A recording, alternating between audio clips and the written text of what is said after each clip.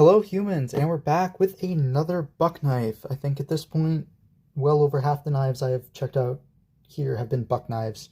Um, no particular reason for that. There's lots of buck knives for sale in the area, and I generally have liked them, so I just keep getting them. In any case, standard buck box, except this one here is a USA made buck.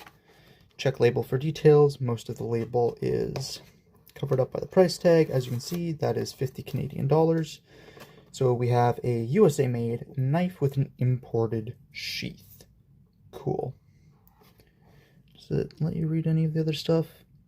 Paclite Skinner. Yep. And that's pretty much it. So we have our very, very standard Proposition 65 warning informing us that nickel is going to give us cancer and then kill us, or possibly just make our balls not work. I genuinely don't know, and I genuinely don't care. A lot of this upwards information is actually irrelevant because of the fact that this is a fixed blade, but hey, what exactly do you expect? Other than that, we have a plain, ooh, nice, it's falling apart for me. Plain cardboard box, burn it, recycle it, do whatever you do with it. I like that. I actually really, really do like that. All right, and we have our message from the Buck family. I think this is on all USA made bucks. This little sheet here, it gives us a Bible verse. It informs us of, like, I think there's also a warranty card. Yeah, there's a warranty card.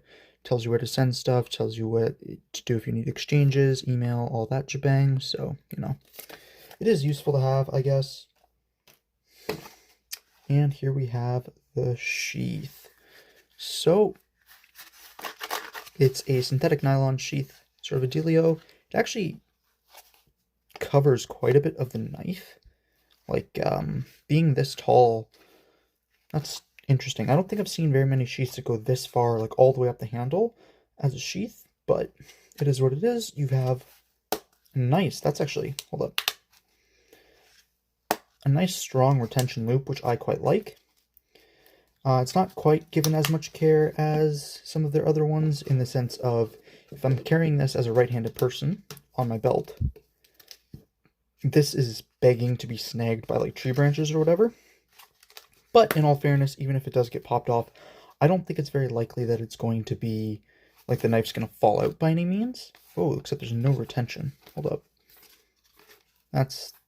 Maybe there's a chance the knife is going to be pulled out.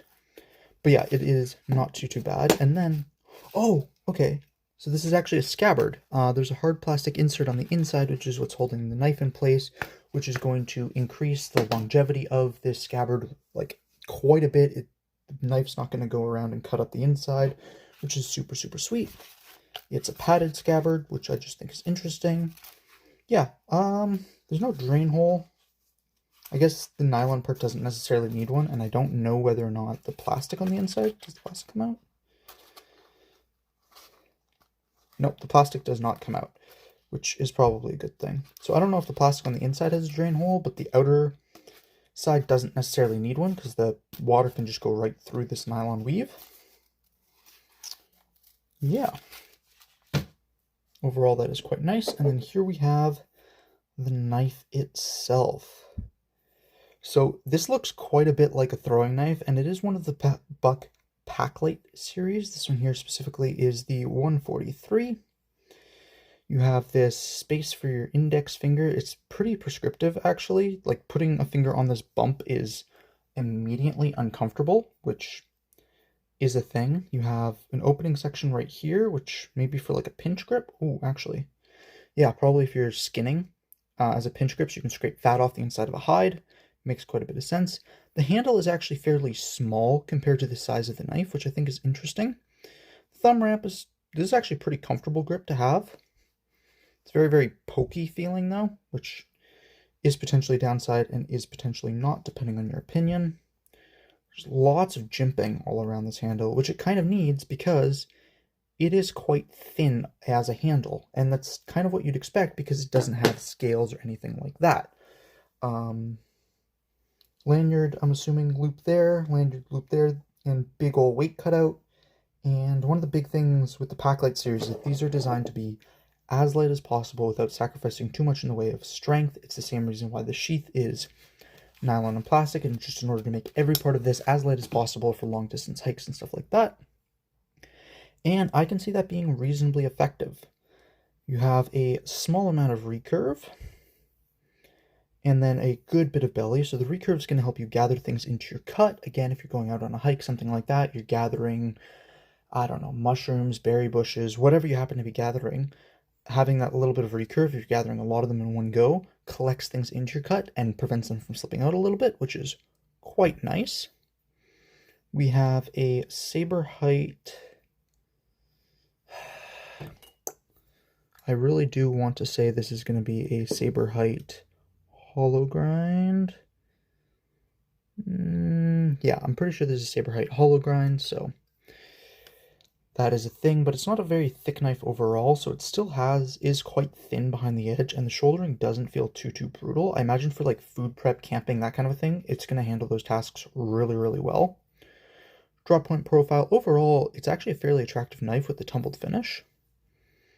As ever, Buck does not like to put their blade steels on anywhere visible. I'm going to imagine this is going to be the 420HC that Buck is quite famous for at this point, but as always, I will let you know at the end of my week. The jimping is very rounded, but it does feel like I'm getting good sort of lock-in on it. And having it around the handle like this means that I'm getting it on the inside of my palm as well, which is immediately quite nice. Like, I don't think I'm worried about this knife moving around in my hand at all. The one thing I will say is because it's so thin, when I start to squeeze on it and jiggle it around in my hand, I am feeling it on my index finger. So I don't know how comfortable this is going to be for long use. That is something I am going to let you know when I check back in. And this is just a weird thing. There's jimps on the inside of the forward lanyard hole. I don't know why, but there is.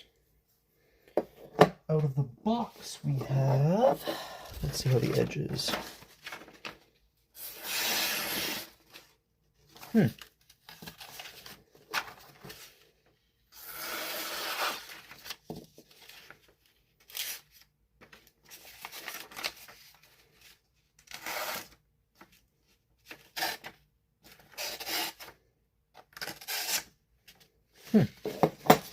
It's actually one of the better Buck edges I have felt.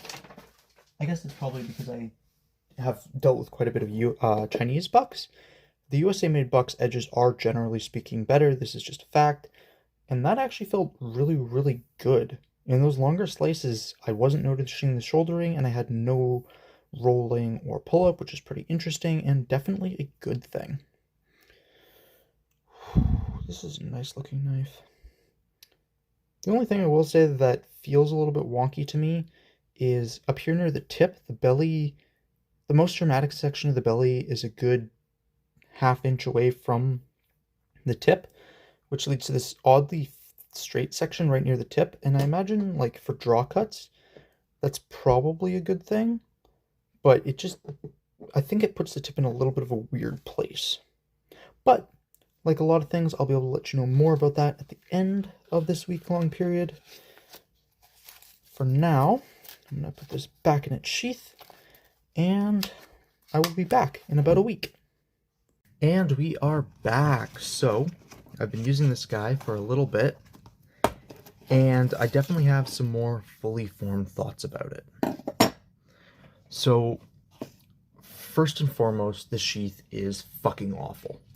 And the main number one reason that I can point to why this sheath is one of the, like, completely genuinely, one of, if not the worst sheaths in my collection, is back here. So this right here is your belt loop. See how much of this rests above your belt loop?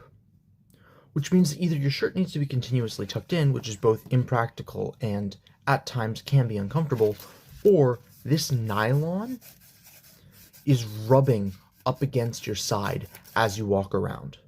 And like, as soon as you put your hands over your head or anything like that, your shirt ends up going over it, and it just rubs against your skin. It was one of the least pleasant experiences in my life. And I took this thing out for a walk, like I did a proper, 2-3 hour hike, and hanging around the property and doing stuff like that, and it just freaking rubbed the side of my body red. It was one of the most frustrating experiences using a knife that I have felt in a extraordinarily long time, which is really disappointing because on the balance, I quite like this knife. The other thing about the sheath that sort of got old is how rattly. I don't know if that's evident, but I'll actually strap it down. The plastic in there is just a little bit loose, so it ends up being fairly rattly as you're running, if you end up doing any running with it, which is a little bit disappointing, but it is what it is. It is definitely not world-ending. And last, in this one here, again, this is the most nitpicky of all of them, but generally speaking, Buck does a really good job of putting this lanyard tab to where it can't get picked by branches as you walk past, right? However, in this instance, it sitting on your right side is going to be picking that stuff up. So if you're a right-handed person, like 90% of the population, and how the sheath is actually set up to be used for right-handed people, this right here is at risk of getting picked. And it's not too bad. Like it does take a fair amount to get the actual retention strap open. But over time, that's going to wear down. And it's just one of those things that, like, I don't know how they would have done it differently necessarily, but a little bit of care, like they do on the like the 119 series and similar, would have been so nice. Just figure out a way to put the strap going backwards. I mean, they even do it on the Pursuits. So that's my complaints of the sheath aside. Now on to the knife itself.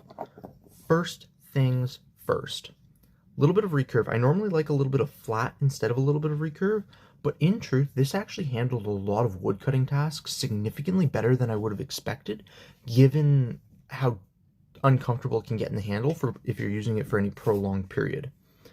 The handle to blade ratio is also a little bit screwy. The handle's quite a bit smaller than the blade is, but it actually doesn't make a very uncomfortable knife to use. And I did kitchen prep stuff with this.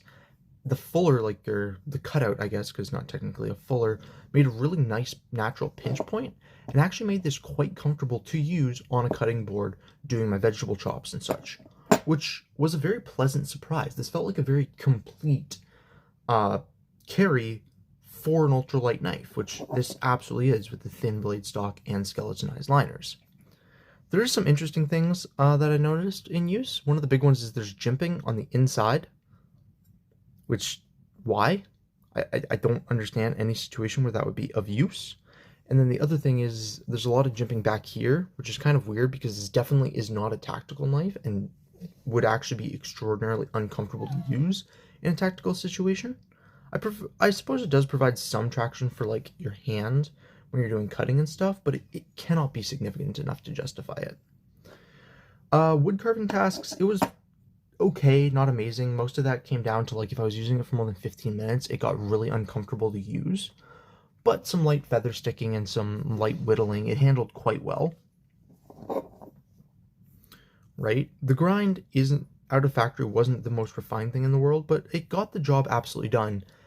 And the stonewash blade ends up looking really nice even as you use it. Like it can get scratched up pretty good without ever showing any obvious signs of wear. 420 HC blade steel, which nothing to write home about, but especially with the Buck stuff and doubly especially with the USA Buck stuff, it's good. It's well heat treated, which definitely brings it up above some similar Chinese steels, or even like, I don't want to say Nitro V, but I kind of like, this thing feels very similar to like a Nitro V for me.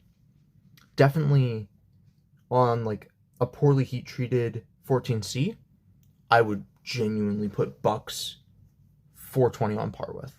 And there's a lot of fairly poorly heat treated 14C 28N out there.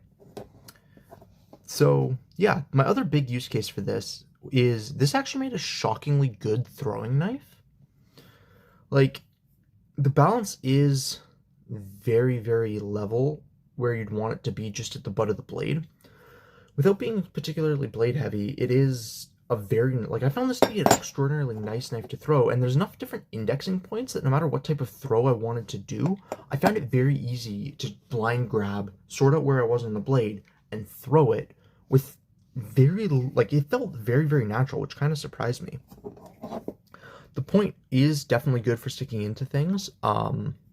It doesn't stick very far into anything, which is something that annoyed me, and I don't have any, like, semi-live targets, or what are they called? And like, I don't have any of those ballistic gel targets or anything like that I do throwing in. I throw at cedar cookies. So it did a good job at that. Nothing amazing, but you know, it is what it is. Yeah, overall, definitely the knife itself impressed me quite a bit in a couple of different ways, and it is something that I can see myself reaching. Well, it would be something I could see myself reaching for semi-regularly when I'm doing out and about stuff if it wasn't for the damn sheath. Now, on to some size comparisons. The Wee Banter and the Civivi Chevalier.